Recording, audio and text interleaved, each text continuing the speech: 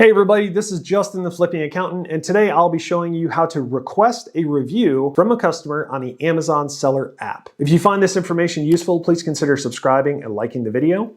Let's jump right into it. So first you're going to open up the Amazon Seller app. We'll click on that right there. Brings you back to your home screen. And then from here, I'm going to go to Manage Orders. 1, 2, 3, 4, 5th from the top. It says Manage Orders. I'm going to click on that. And then you want to see the orders that have already shipped. And I already have mine set up this way, but if you go to the bottom right-hand corner, it says Filter. So if you click on Filter and scroll down a little bit, you want to go to the items that are already shipped because you don't want to ask for a review if they hadn't shipped yet or if they haven't, paid for it yet. So make sure it says shipped, click apply. Okay, so now we're good. I'm just going to click on the very first item that is the most recently shipped out item, and I will click on that. It pops up with the item that sold, the day that it sold, the fulfillment method, and all of that information. But what we're looking for is at the very bottom, it says more with like the 3 little dots, almost like a little traffic light down there. So we're gonna click on more down at the very bottom, and it pops up a new little menu, and it says refund order, contact buyer, or view order in browser. So what we're gonna do is we're gonna click contact buyer, click contact buyer right there. And then you have the option to use a template. It shows the order number, the customer's name right there. Click select a subject, and then you can pick what you want the topic of the subject to be. Order information, shipment notification, feedback request, returns, refunds, additional information required. So basically all you do is you just click feedback request, and you can then click in the next box and you can type in a message if you like. Please leave a feedback if you enjoyed this product, and that's about it.